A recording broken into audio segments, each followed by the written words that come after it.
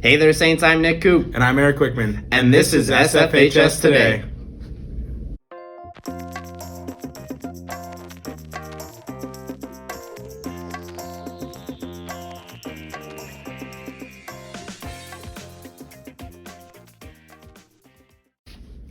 In world news... Hey, going down. Guys. You guys graduated.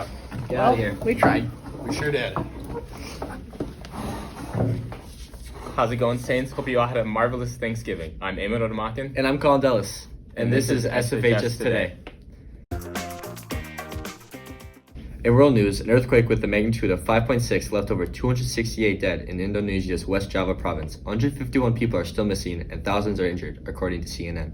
In national news, a gunman opened fire in an LGBTQ nightclub in Colorado Springs, killing 5 people. He was stopped by a veteran, according to CNN. In school news, this year our school hired a new Phy-Ed and health teacher, Amanda Anderson. This week we took time to ask her about her new job. Here is our teacher feature of the week.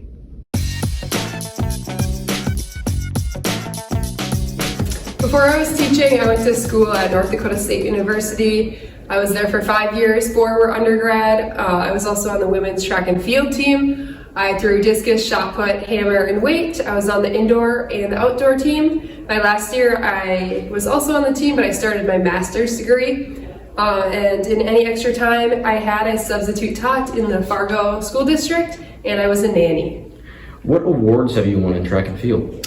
For track and field, I was a conference champion in the discus 3 times, and then a shot put conference champion as well. I was an academic All-American at North Dakota State, and then I guess, yeah, that's it for North Dakota.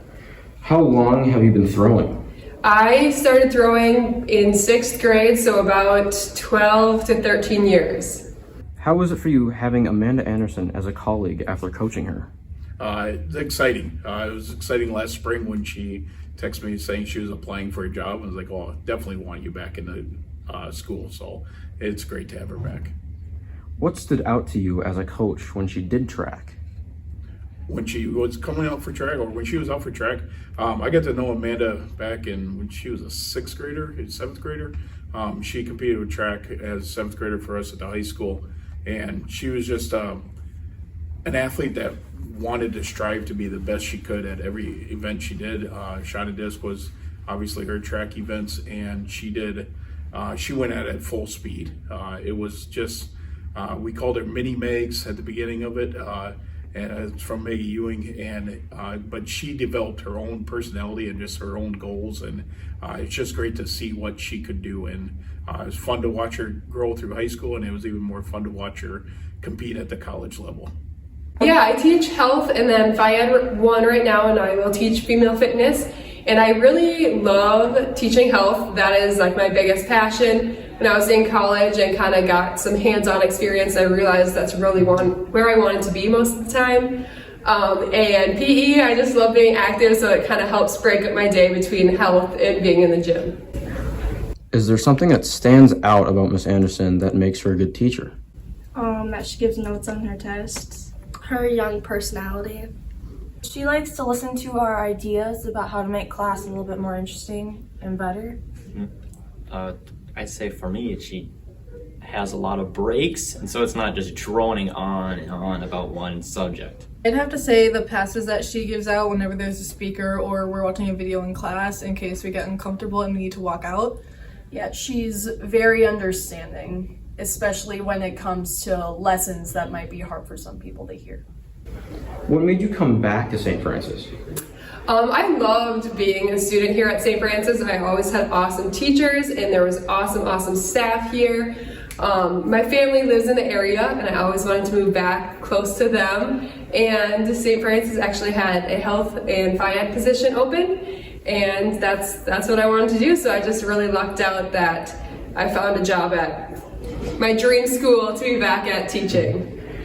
The tech ed classes here at our school are important to our education. It is important that we don't take these for granted. If you are interested in signing up next semester for any, here is more information for you. What classes do you offer in the welding and machining program?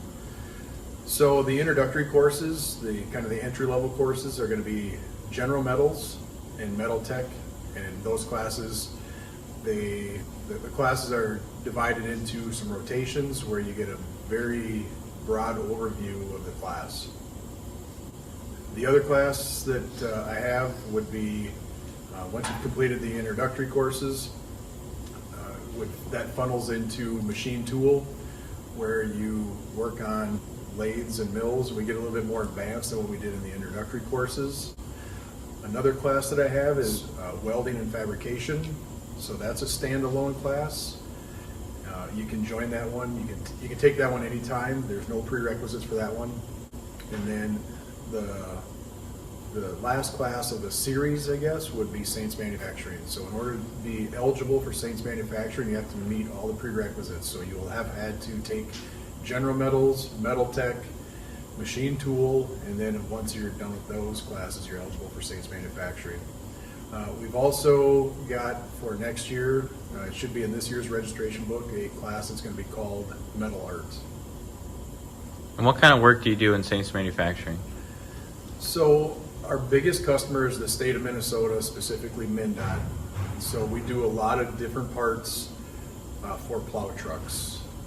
One of the biggest parts that we do, it's an assembly, and that's when you're driving by a plow truck and you see that they have their side plow down. If you look at the shock absorber piece that's behind that, we're making those parts. And what is Saints Manufacturing like? It's pretty much a school-run business, so it's a regular class, but we make parts for like Minnesota Department of Transportation, the school, the city, anyone really who asks for parts orders them. And what different projects do you have going on in Saints Man? Some of the bigger ones we got, these are called push pulls. They go on plow trucks. They're pretty much a part that's designed to brake, so nothing else breaks. So this is what we used to make a couple years ago, and we actually redesigned them into this, so they work a little better. So last year we made 150 of them. This year we're making probably about 50 of them. We got light boxes, so these go on the plow trucks, and we put wiring and light pod in there. This is the picnic tables. We're making about 1,000 of them or something like that for the city and the school. So those are the bigger projects we're doing right now. And do you recommend people join the class? I think it's a really fun class. I mean, you got to have some certain criteria. You got to meet a certain criteria to get to it. So you know how to do this stuff. But once you're into that, it's a pretty fun class. I mean, a couple years ago they made a trailer. So I mean, they made 2 years ago they made a dock. So I mean, there's some bigger projects you can do. It's pretty cool. Anton Troyer had a book discussion on November 23rd in the Bridge Street Room from 2 to 4. His book called Everything You Wanted to Know About Indians But Were Too Afraid to Ask. Josh and Raylan gave the school more information on it. So I am a professor of the Ojibwe language at Bemidji State University, and I also teach classes on our history and culture. I officiate at life ceremonies like traditional native naming ceremonies. I also do a lot of work around diversity and inclusion and travel quite a bit, both supporting the various books I've written and speaking to those kinds of topics. So questions, once people start asking, would pop up. What about terminology? Is it Indian, Native American, Indigenous? What is tribal sovereignty? How does that work? Are casinos good or bad? What do you think about, native mascots for sports teams? What about environmental concerns, education? What is a native naming ceremony? And what are some of the native cultural practices? How can I make a difference? The American Indians were the first people on this land. And to know the history of what happened with them, land taken away, and the boarding school era is important insight to know how or why things are how they are. Will there be any events like this in the future?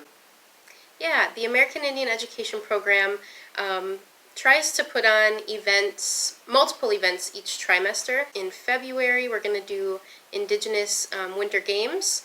So we'll have Dan and Susan Ninham come down from Red Lake area and do some presentations in the morning and then teach us how to play some traditional games in the afternoon. Now let's pass it over to sports. Hey, Saints, I'm Brooke McDaniel. And I'm Michaela Rothbauer. And this is Sports. In national sports news, after a big 33-26 win for the Vikings over the Patriots, a few players celebrated Thanksgiving by eating a turkey on the field. In school sports news, all winter sports have started up. Girls hockey started their season off strong with 3 new coaches and a 5-2 win. After a positive beginning, the varsity team has begun fighting to regain their footing. Reporters went out and got some more information about how the season started.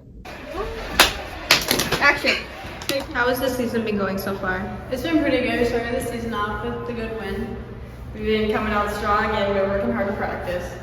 I think the season's been going pretty good this year. I think we should keep our heads up and keep the hard work going. What are you most excited for? I'm most excited to see our team improve and understand hockey a little bit more each day. I'm excited to play defense since I've never played and I just got put on it this year. I'm excited to learn new things with the new coaching staff. I'm excited for some new players and then new coaches. I'm excited for all of us to get together as a team. Most excited to see where the final result of the season ends. I'm excited to improve as a single player and just be as good as I can be. Definitely for the wins as a team together. I'm excited for to win games. Obviously, we got just 2 North Branch girls, and then it's a lot of Cambridge and a lot of St. Francis. How is high school different from youth? It's way more competitive and way more faster. You definitely have to push yourself harder and come on the ice 110% every time, every shift. And you have to be gassed after every shift. There's definitely a big difference. Coaching is different, players are different. What do you want to tell the younger girls about hockey?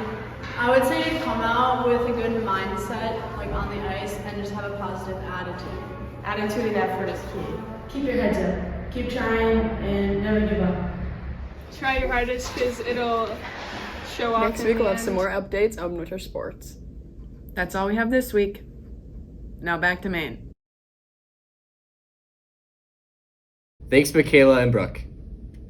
Recently, McDonald's brought back their famous McRib. Our reporters were very interested in the return. Here is the review and opinions.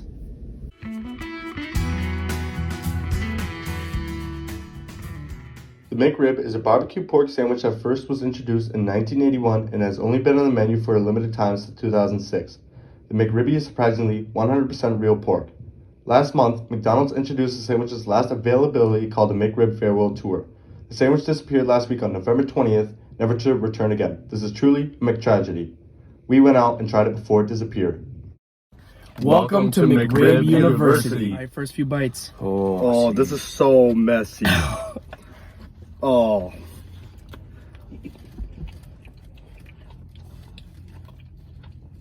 Gets in your hands. Tastes like a TV dinner. It literally does. Feels like I'm eating a That- Salisbury steak. That is a pork sandwich. That's Way how you too do a messy. pork sandwich. Way too messy. It's a good sandwich though. After eating the McRib, I'd probably say that it was kind of McBussin', but I'd probably give it a 7. You know, a little too much barbecue, a little too much onions, but meh. I would say it tasted like a TV dinner, and the aftertaste was worse than when I was eating it. Too many onions. 4 out of After 10. eating the McGrubster, I would say really not that great. 6 out of 10. Too much barbecue sauce, too much pickles, just a regular pork sandwich. Overall, I'm not too sad it's leaving. Bye, McRib. Bye, McRib. That's all we got for you this week. Stay safe, Saints.